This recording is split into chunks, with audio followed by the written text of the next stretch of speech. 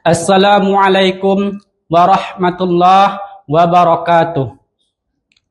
Bersyukur kepada Allah dengan mengucapkan Alhamdulillahi Rabbil Alamin, yang telah memberi kita nikmat iman Islam sehingga kita masih dipertemukan di bulan Ramadan yang penuh berkah ini. Kita disatukan oleh Dia yang patah giginya, yang berdarah pelipisnya, yang bengkak kakinya, tak dapat kita balas selain dengan ucapan Allahumma salli ala sayyidina wa maulana Muhammad sallallahu alaihi wasallam. Salawat kita dibawa oleh para malaikat ke Masjid Nabawi. Inna salatakum ma'radatun alayya. Salawat kamu dibawa ke makamku di Masjid Nabawi. Kaifa salatuna faqad arimta. Bagaimana salawat kami sampai ke makammu padahal engkau sudah mati dimakan cacing tanah ya Rasulullah. Nabi bersabda, Innallah harrama ajsadal anbiya. Allah mengharam tanah memakan jasad para nabi. Jadi salawat kita sampai ke makamnya Rasulullah sallallahu alaihi wasallam. Assalamu alayka ayyuhan nabiyyu wa rahmatullah wa barakatuh. Salam kita dibalas oleh Nabi dengan 3. Waalaikumsalam, keselamatan atas kamu. Wa rahmatullah, rahmat Allah untuk kamu. Wa barakatuh, berkah Allah untuk kita semua. Alhamdulillahi Rabbil Alamin. Hai Sobat Yasni, bingung mau kuliah di mana? Mari bergabung bersama kami di IA Yasni Bungo.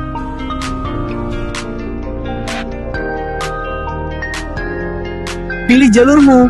Ada Fakultas Tarbiyah dengan Prodi PIAUD, PGMI, PAI, dan Tadris IPA. Suka dunia bisnis? Gabung di Fakultas Ekonomi dan Bisnis Islam, Prodi Ekonomi Syariah, dan Perbankan Syariah. Atau mau asah bakat bicaramu? Gabung di Fakultas Dakwah dan Komunikasi Islam, ada Prodi Komunikasi dan Penyiaran Islam.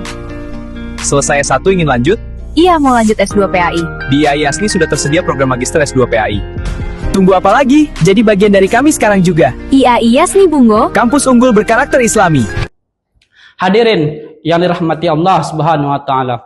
Apapun profesi kita, apapun pekerjaan kita, apapun jabatan kita, yang dicari adalah ridhonya Allah Subhanahu wa taala. Kalau kita mencari ridhonya manusia, ghayatun la tudrak, sesuatu yang tidak bisa kita dapatkan, maka daripada itu marilah kita memperbanyak amal soleh ketika menyambut bulan suci Ramadan ini. Puasa bukan sekedar hanya menahan lapar dan haus, tetapi puasa juga menjadikan kita sebagai hamba yang bertakwa kepada Allah Subhanahu wa taala. Dalam Al-Qur'an Allah sudah menjelaskan dalam surah Al-Baqarah ayat 183. Bismillahirrahmanirrahim. Ya ayyuhallazina amanu kutiba alaikumusiyam kama kutiba alal ladzina min qablikum la'allakum tattaqun. Wahai orang-orang yang beriman, diwajibkan atas kamu berpuasa sebagaimana diwajibkan atas orang-orang yang sebelum kamu, la'allakum tattaqun, agar kamu bertakwa. Tujuan puasa adalah membentuk ketakwaan, dan letak takwa itu ada di dalam hati. Di antara penyakit-penyakit hati yang berbahaya adalah iri dan dengki. Rasulullah SAW bersabda, Iyyakum wal hasada fa innal hasada ya'kulul hasanati kama ta'kulun narul hatab. Jauhilah sifat dengki, jauhilah sifat iri, karena sifat dengki, iri itu bisa memakan kebaikan sebagaimana api memakan kayu bakar. Hadis riwayat Abu Daud. Bayangkan kita sudah sholat, puasa, membaca Al-Quran, tadarus di masjid-masjid, di musola-musola, tetapi karena hati dipenuhi dengan kebencian, dipenuhi dengan dengki, dipenuhi dengan iri, pahala habis terbakar seperti api yang memakan kayu bakar. Allah juga memperingatkan dalam Al-Quran surah Al-Falaq, wa min syarriha sidin idza hasad, dengan arti kata kebencian, iri, dengki itu membawa keburukan baik diri sendiri maupun orang lain.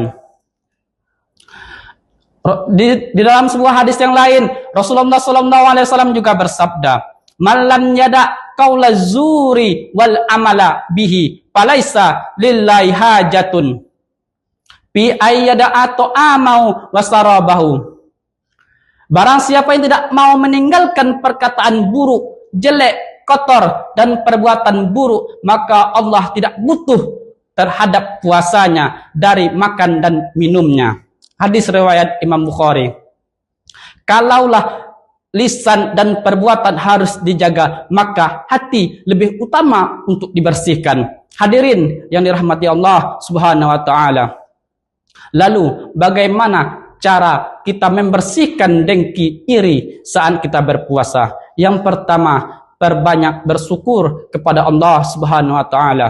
Dalam Al-Qur'an surah Ibrahim ayat 7, Allah berfirman, "La in sakartum la azidannakum." Jikalau engkau mensyukuri nikmatku, jikalau engkau mensyukuri atas pemberianku, niscaya akan aku tambah. Dan sebaliknya lagi, "Wala in kafartum." Dan jikalau engkau mengkufuri nikmatku, dan jikalau engkau bangkang atas pemberianku, inna azabi lasadid. Sesungguhnya azabku amatlah pedih. Saat kita fokus pada nikmat yang Allah beri, hati akan menjadi tentram, adem, ayem, tenang, lapang. Kita sadar setiap orang punya rezekinya masing-masing. Dan yang kedua, sadari bahwa rezeki sudah diatur Allah Subhanahu wa taala. Tidak ada yang tertukar. Apa yang menjadi bagian kita pasti sampai. Tidak perlu khawatir, tidak perlu dengki, tidak perlu cemas dengan pencapaian orang lain. Dan yang ketiga, doakan orang yang kita iri padanya. Ini memang berat, tetapi inilah cara melatih hati. Ketika hati mendatangkan kebencian, perlahan ketika kita mendoakan kebaikan orang lain, maka perlahan hati akan bersih. Dan yang keempat, terakhir, perbanyak istighfar dan zikir. Hati yang kotor, hati yang buruk, hati yang jelek, hati yang busuk akan bersih ketika kita mengingat Allah Subhanahu wa taala. Ramadan adalah bulan ampunan, Ramadan adalah bulan Al-Qur'an. Maka gunakanlah kesempatan ini untuk memperbaiki batin kita. Hadirin yang dirahmati Allah Subhanahu wa taala. Kalau kita mampu menahan lapar dan haus selama belasan jam, masa kita tidak mampu menahankan rasa iri di hati? Justru inilah ujian terbesar saat kita berpuasa. Mengendalikan diri, membersihkan jiwa. Mari kita jadikan Ramadan ini bukan hanya sekedar rutinitas tahunan, tetapi momentum transformasi hati. Buangkan iri, hilangkan dengki, ganti dengan syukur dan doa untuk sesama, untuk kebaikan sesama. Hadirin yang dirahmati Allah Subhanahu wa taala. Mungkin cukup sekian kultum yang kami dapatkan. Semoga bermanfaat untuk kita semua. Amin amin ya rabbal alamin. Semoga Allah bersihkan hati kita, menerima puasa kita, dan semoga kita menjadi orang yang bertakwa di sisi Allah Subhanahu wa taala. Amin amin ya rabbal alamin. Akhirul kalam. Wassalamualaikum warahmatullahi wabarakatuh.